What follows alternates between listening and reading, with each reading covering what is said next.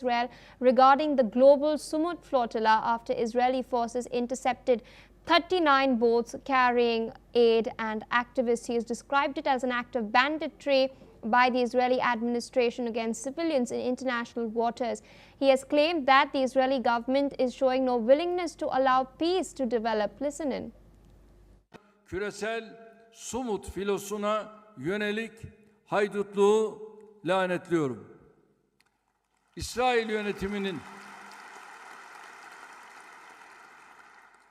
uluslararası sularda seyreden sivillere yönelik düzenlediği bu saldırı soykırım kadrosunun Gazze'deki insanlık suçlarını gizlemek için nasıl bir cinnet halinde olduğunu bir kere daha ispat etmiştir. Soykırımcı Netanyahu hükümetinin bırakın barışın tesis edilmesine, böyle bir ihtimalin yeşermesine dahi tahammülünün olmadığı görülmüştür. This comes as vessels and Navy boats are arriving at the Israeli port of Ashdod after the interception by the Israeli forces. Now, according to the Global Sumud Flotilla's website, two remaining vessels were reported to be still sailing, but one of those appeared to be stationary. The activists are expected to be transferred to the immigration authority upon arrival in Ashdod. From there, they will be moved to Ketziot prison in southern Israel before being deported, according to sources. Meanwhile, worried family members of the activists have in fact met with Greek Deputy Foreign Minister Anastasia Papadopoulou following the interception. Listen into what they have to say. Από μεγάλο άγχος, δεν ξέρω τι του έχει συμβεί, αν έχει αναχαιτηθεί όντως ή έχει συμβεί κάτι άλλο. Δεν υπάρχει επικοινωνία από τις 4:30. Η Υφυπουργός είπε ότι έχει ενημερώσει τον γραμματέα εκεί του ΙΠΕΞ του Ισραήλ.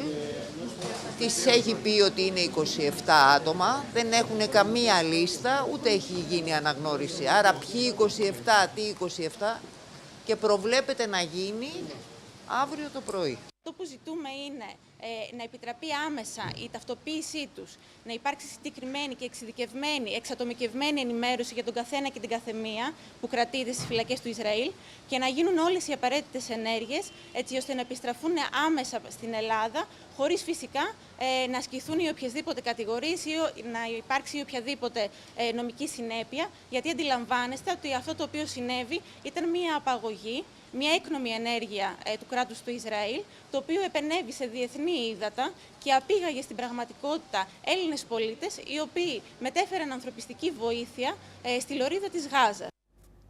Joining us on the broadcast is Martin Saez, Foreign Affairs expert from Ecuador. Thank you so much for taking our time speaking to us on NewsX World. Now, this is not the first time Greta Thunberg has been detained for doing so. She was in fact detained and sent back safe and sound on a chartered plane a couple of months back as well. Now, the larger aim of the flotilla is to ensure that humanitarian aid is given to the people of Gaza. There are concerns by international bodies, including the UN, that point to this. However, at the same time, we've seen this 20-point plan jointly floated by Trump and Netanyahu that provides for aid to be delivered. Now, the ball is in Hamas's court. Do you think Hamas will accept the plan?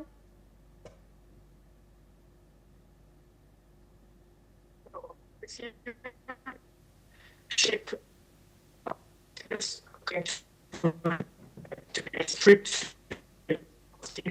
but the second is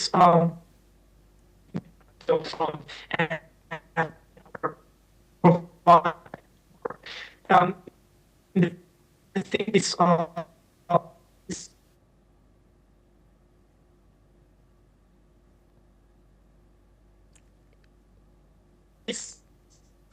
this conflict is just this war into or showing how to any good Sir, there seems to be a severe network issue at your end. We're unable to get your audio at this point of time. Very regrettably, I must move on, but thank you so much for taking our time and speaking to us. Meanwhile, we're tracking developments from Morocco, from the city of Saleh.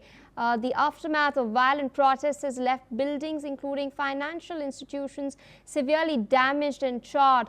This follows a day of clashes between protesters and police, with young demonstrators hurling stones, looting shops, setting banks on fire and torching police vehicles. The unrest stems from widespread calls for improved education and healthcare. The protests are being organized by the so-called youth movement Gen Z 212, which mobilize support on social media platforms like TikTok, Instagram and Discord. They draw some inspiration from similar youth-led protests in Asia and Latin America. On October 1st, violence escalated in the town of Lkila near Agadir, where 2 individuals were killed during clashes with security forces.